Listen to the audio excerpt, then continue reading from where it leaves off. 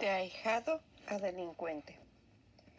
Hablando de vivencias personales, otra fue cuando, debido a las condiciones económicas tan precarias, me las ingenié para allegarme unos centavos a mi bolsa, de la siguiente manera.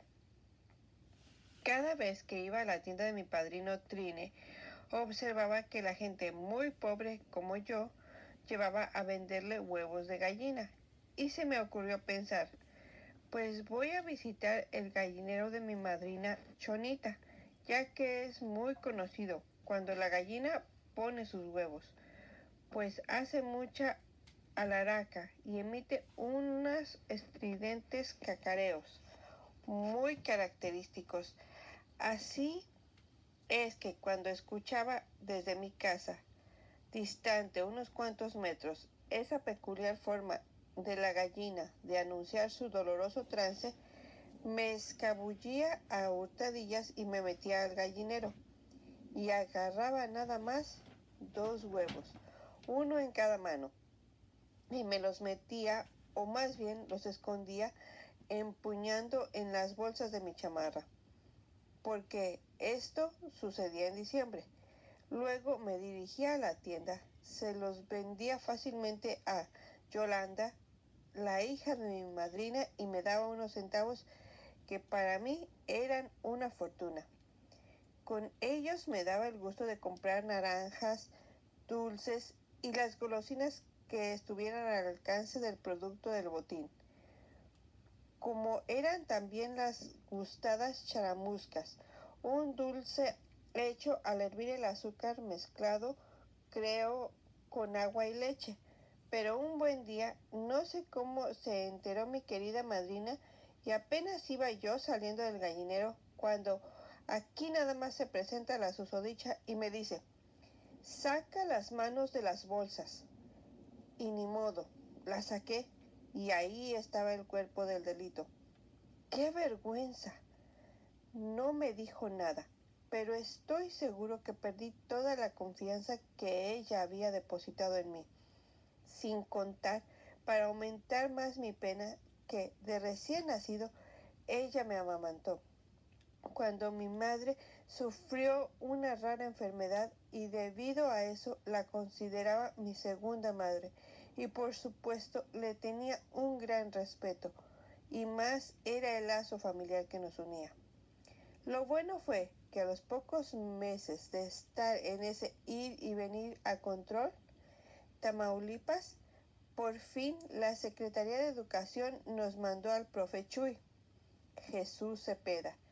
Era un profe muy recatadito, muy bien peinadito, de raya por un lado, güerito, y siempre pulcramente vestido, pero excelente docente y con mucha vocación, con el cual terminé mi primera época educativa, la cual culminó con una bonita y lucida graduación. Recuerdo mucho mi primera salida del ejido, aproximadamente a los 3 o 4 años de edad. La carretera apenas la estaban construyendo, pero ya había comunicación con transporte público, y eso ocurrió unos años antes de terminar la primaria. Mi padre me llevó un buen día a Matamoros y de ahí al otro lado, donde me compró un traje de cowboy con su inseparable fornitura compuesta de funda y pistola. Me sentía soñado y orgullosamente portaba tal vestimenta. También recuerdo con mucho cariño que antes de ese episodio me habían regalado un día de los Reyes un flamante triciclo que me hizo el niño más feliz del mundo, y con el que recorría los pasillos y el corredor de mi casa a toda velocidad. Con ese afamado triciclo me gustaba imprimirle mucha velocidad, por supuesto, desplazándolo por medio de unos adminículos situados a los lados de la gran rueda delantera, llamados pedales, y de pronto dejaba de pedalear y bruscamente ponía las piernas fuertemente tensas sobre dichos aditamentos, y el resultado era que la rueda delantera se detenía y se iba patinando unos metros sobre el piso de madera, dejando, como dicen acá en el norte, los rayones. Esa casa aún la recuerdo y parte de ella todavía existe. Era de madera y estaba asentada sobre unos troncos de mezquite. Estaba rodeada de un corredor con barandal. Era amplia con una cocina que tenía una enorme estufa de acero de 4 planchas, donde mamá cocinaba las tan degustadas tortillas de harina. Debajo de ella poseía también un gran horno, donde mi querida madrecita nos hacía frecuentemente un pan característico de sus tierras, al que le llamaban semitas, oloroso, esponjoso y sobre todo delicioso, alimentado siempre con leña de mezquite. Mi papá estaba a la vanguardia de la tecnología y generaba luz eléctrica por medio de un papalote o molino de viento, aprovechando la energía eólica, que, conectado a un generador, se convertía, debido a las leyes de la física, en energía eléctrica. Éramos los únicos en el ejido que teníamos luz eléctrica, pues la costumbre era tener lámparas de petróleo o gas. Y lo recuerdo muy bien, pues cuando se descompuso nuestro sistema eléctrico, debíamos entrarle a esa dichosa y arcaica costumbre. Y lo característico era observar que a la mañana siguiente, al pasar un trapo limpio por la nariz, o sea, el trapo, quedaba bastante lleno de un tizne negro, propio del hollín, que despedía dicho artefacto durante la noche. Pobres pulmones. De milagro nadie padecemos cáncer, creo. En eso estaba cuando dos de mis hermanos mayores, el segundo y el tercero en el orden cronológico familiar, regresaron a mi hogar truncando sus estudios de secundaria en Ciudad Victoria. Ya les comenté que esto fue un error de los pocos que tuvo mi padre. Resulta que en vez de mandarlos a Matamoros, se creyó del consejo del desorientado profesor que le recomendó internarlos en Tamatán. Suceso que ya les comenté. Ahí les daban vida de presidiarios, alimentándolos con comida de muy baja calidad. Cuando venían en vacaciones de verano, notaban la diferencia al saborear por las mañanas el exquisito chocolate estilo Michoacán y las esponjosas tortillas de harina, además del resto de los diferentes alimentos que nos ofrecían y de los que aún me acuerdo. Cuando nos sentábamos a la mesa los 8 hombres, mi madre siempre se adelantaba a preparar un buen número de tortillas antes de las comidas, porque una vez que estábamos listos para ingerir los alimentos, se desataba un mare magnum de manoteadero, de unas sonoras masticaciones, y en un santiamén se acababa el altero de tortillas que mi madre con tanto amor nos había preparado previamente, y empezaba el clamor, comenzando por mi papá, que gritaba material rodante. Quería decir más tortillas, y nosotros le hacíamos la segunda en esa urgencia vocal. Además, empezábamos a palmear la mesa para que la premura fuera mayor y la tardanza fuera menos. ¡Qué ingratos y faltos de caridad humana!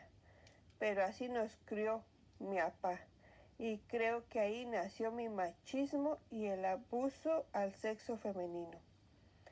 Hablando de ingratitud, recuerdo también cómo mi mamá se levantaba todos los días en horas de la madrugada con el objeto de moler a mano en un molinillo de acero fabricado para deshacer el nixtamal, maíz cocido unas horas antes y agregándole cal, obteniendo así con el procedimiento del molino la masa para luego tortear, o sea, elaborar tortillas de masa a mano limpia y por supuesto previamente darle otra pasada a dicha masa por el metate, obteniéndose una fina masa con las que se obtenían unas pequeñas porciones de dicho material que le llamaban testales, para luego a base de palmadas extender la dichosa masa y formarse así las dichosas tortillas, que ahora les llaman hechas a mano. Imagínense darle de comer a tantos hombres. Mi madrecita muy frecuente nos pedía ayuda para tal actividad de la molienda, sobre todo con el molino, pues era una labor muy pesada, darle vueltas a la manija para que saliera esa masa molida. A mí dicha actividad nunca me gustaba, en primer lugar porque había que levantarse en la madrugada. Imagínense en invierno y en la madrugada. No, no, no. A mí mis timbres, como se dice por ahí. Uno o dos de mis hermanos sí lo hacían con mucho amor, sobre todo los más nobles de sentimiento humano, como lo eran Silvino, Ernesto y a veces Ubaldo. Y así, siempre estaban prestos a ayudar a mi mamá. Pero imagínense ustedes lo que tenía que trabajar esa santa mujer con el fin de tener listo alimento y vestido para 8 hombres, además de mantener la casa impecablemente limpia y aseada. ¿No será que de allí viene mi machismo? También mi padre nos traía el empalme, un poblado cercano, como ya se los he mencionado reiteradamente, cuando menos 3 veces por semana, carne y chicharrones de puerco, de res o de catán, con lo que complementábamos nuestra dieta. Es cierto que muchas veces, según pláticas de mis primos Lira Arellano, mi padre, cuando salía de la carnicería con la carne envuelta en doble papel periódico, se le antojaba echarse unas cervecitas en la cantina y muchas veces se picaba y la seguía por varias horas, llegando en la madrugada o al otro día tambaleándose con el envoltorio de la carne, ya con restos de lo que fue el periódico, y algunos bisteces colgando y a punto de caérsele de entre sus brazos. También saboreábamos en la noche lo que no podía faltar, las sabrosas tortillas de harina, que, aunque a veces ya las habíamos degustado por el desayuno, no podían faltar en la cena. Eso lo notaron los hermanos mayores que estaban estudiando en Ciudad Victoria. Así es que mejor optaron por dejar de estudiar y aceptar trabajar en las pesadas labores del campo, pero alimentarse y vivir civilizada y placenteramente. Pobreza extrema. Nada más un corto periodo de mi infancia recuerdo las grandes estrecheces económicas rayando casi en la miseria. Sucediendo esto cuando mi padre y mi hermano fueron encarcelados injustamente para despojarlos de una parcela, varias hectáreas de tierra cultivable. Así pues que en la mañana desayunábamos miguitas con huevo y cuando se acabaron las gallinas, que por supuesto eran nuestras proveedoras de ese gustado alimento, pues nada más nos conformábamos con las simples miguitas, que consistían en varias tortillas que se partían en múltiples pedacitos a mano o con el cuchillo y se arrojaban en una sartén con manteca hirviendo. Y al gusto del comensal se sacaban semiblandas o casi tostadas, sazonándolas con abundante sal, pues saladitas resultaban más sabrosas y sabían rico debido al hambre que nos cargábamos. Al mediodía, frijoles con arroz o nada más frijoles. En la cena, otra vez miguitas. De bebida, en el día mamá nos mandaba a la tienda de mi padrino Trine, donde los clientes llegaban a consumir naranjas y nosotros discretamente recogíamos las cáscaras del jugoso cítrico para llevárselas a mamá y que nos la hirviera con agua y azúcar. Y a eso le llamábamos té de naranja. Sí, era temporada de que se diera en forma silvestre, una hierba parecida al zacate, pero con olor y sabor a limón. La cortábamos y esas hojas también se ponían a hervir en agua y le llamábamos té de zacate de limón. Si era temporada del fruto del mezquite, también lo consumíamos, crudos o cocidos. Y para que salieran más dulces, cuando los consumíamos cocidos, le agregábamos piloncillo o como le llaman en otros lugares, panela. Así es que, cuando salieron libres mi padre y mi hermano, habiendo perdido todo el capital que poseíamos, gallinas, chivas, vacas, etc., todo comenzó poco a poco a volver a la normalidad, como aquellos bellos veranos, tiempo de cosecha, donde además del algodón, maíz, frijol, consumíamos otra clase de alimentos, como la sandía o el melón, en la cual yo era muy tramposo. Hacía la siguiente maniobra. Papá o mis hermanos mayores tenían el privilegio y aparte se respetaba la costumbre de que esa actividad se dejaba únicamente a los mayores, de partir la sandía o el melón en rebanadas longitudinales y empezaba el arrebatadero. Yo mordía superficialmente la rebanada y sin que nadie lo notara, la guardaba abajo de la mesa y rápidamente tomaba otra y efectuaba la misma operación. Si todavía quedaban restos de la cortada fruta, aprovechaba y tomaba la última porción. Cuando todo el mundo se retiraba satisfecho, entonces me quedaba a solas y rescataba de debajo de la mesa las rebanadas semimordidas que había ocultado y plácidamente saboreaba con toda calma mi preciada fruta y la mordía hasta lo blanco de la cáscara y dejaba nada más una delgada y fina película verde de la sandía. Con esta técnica de partir la sandía quedaba expuesto al final lo que llamábamos el corazón, que es lo más dulce y sabroso de esta singular fruta, y que es, además, lo más delicioso de la misma. Me da vergüenza decirles esto, pero me sentiría insatisfecho y vacío si no platico la veracidad de los hechos. Y si por esto y algunas otras cosas fui un ser imperfecto y lleno de defectos en mi vida, pues ni modo. Pero creo que también tuve algunos aciertos y que al revés de lo que les digo líneas arriba, que estos aciertos se me tomen en cuenta y se justifien en su exacta dimensión. Pero que esto sirva a mis nietos o bisnietos para que no cometan los mismos errores que yo. Y sí, analicen mis aciertos. Y que mis hijas no eduquen falsamente a sus hijos y que por el contrario se trate de educar a nuestra descendencia con el principio y el valor supremo de la honestidad. En el caso mío, creo que se trataba de acciones propias de un niño, pero que si los adultos no se fijan o le dan poca importancia a estas defectuosas costumbres infantiles, puede derivar en formarse un ser perverso o en una patología social, intelectual o física mayor, como ocurre pobremente en mi caso.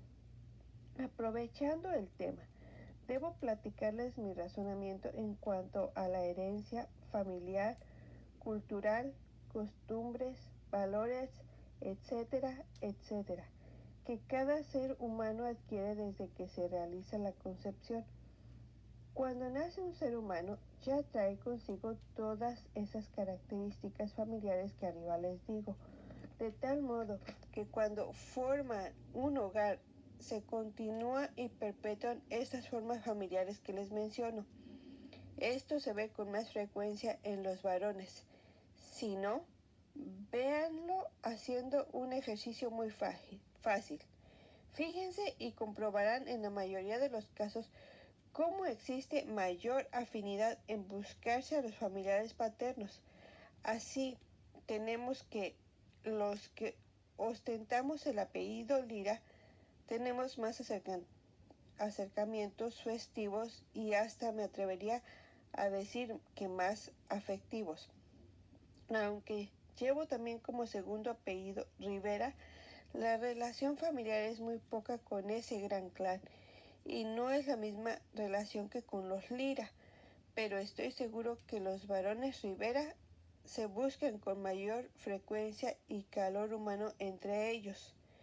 Véanlo usted mismo con su familia y verá que en la mayoría de los casos se sigue más la afinidad con los parientes del apellido paterno que con sus primos de apellido materno.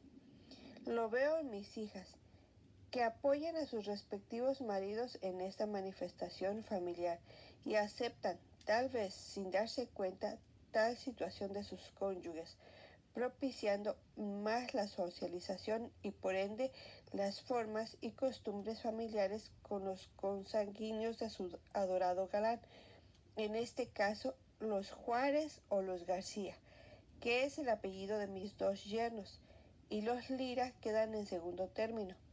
Si viviera mi hijo, seguramente aparte de perpetuar y no perderse el apellido Lira, la que fuera su esposa tuviera más acercamiento con la familia de su esposo, o sea, nosotros los Lira, y algo muy importante, mi hijo de alguna u otra manera continuaría adoptando las formas, valores, costumbres, etcétera, que aprendiera de mi esposa y de mí, cosa que en mis hijas y en otras mujeres he observado que parcial o totalmente se han perdido, salvo raras excepciones. Debe ser tema de sesudos estudios antropológicos y sociológicos este fenómeno social, pero se lo dejo al lector de tarea para que se dedique a estudiar y a analizar este interesante comentario. Tive, Natividad, era el nombre correcto de la que a los 7 u 8 años fue mi primera novia. Claro, nomás yo lo sabía, pues la vergüenza y la timidez que me cargaba me impedía decírselo. Y ahí empecé a escribir mis primeras letras, estrenándome como escribiente, redactándole mi primera carta de amor. Pero, oh, que me la van descubriendo mis traviesos hermanos mayores. Fue un mal rato, pues fui pillado, violándose así mi intimidad y mi dignidad. Se burlaron hasta que quisieron. La carta era una plana completa, pero de lo que me acuerdo es que le escribía, ¿recuerdas cuando te hacía? Me imagino que le hacía señas con los brazos y manos de ¿qué húbole? Porque remataba afirmativamente, era que éramos novios, y terminaba al final diciéndole, te quiero. Quería decir, te quiero. Creo que ahí empezó mi enfermedad de ortigrafitis, pues aún sigo cometiendo innumerables faltas a la ortografía. Pero, como les digo a mis lectores, fíjense en mis ideas, no en mis errores ortográficos. Al cabo que al hablar no se me nota, y mucho menos al cantar. Esto último lo digo con poca seriedad, porque realmente debería apenarme el tener esa enorme falla, sobre todo porque presumo y afirmo que durante mi vida estudiantil me educaron grandes seres humanos pletóricos de sabiduría como lo fueron los maestros que tuve desde mi infancia hasta mi época de estudios superiores. Canto. Desde los 7 u 8 años me llamó la vocación por las artes, y así creo, ya lo traía por herencia, pues mi tío Manuelito, hermano de mi mamá, era un gran ejecutor de instrumentos de viento, como la trompeta. Mi papá medio tocaba la guitarra y le oía rasgar y cantar el raro ritmo de Michoacán, pirecua. Aprendí los primeros tonos de ese instrumento y, oh sorpresa, mi hermano Ángel, 2 años mayor que yo, gozaba de un sentido musical innato y me hacía segunda voz. También que nos animamos a inscribirnos en el concurso de canto a efectuarse en El Empalme, en el Cine Reforma de ese poblado, situado kilómetros más adelante rumbo a Reynosa y frente a la laguna, y además poseedor de un gran movimiento turístico y comercial. Se llegó el día de dicho concurso y para sorpresa nuestra obtuvimos el primer lugar y nos ganamos 10 pesotes, cantando a dueto el corrido de las 3 viudas solas. Dicho concurso fue patrocinado por el popular café Casero.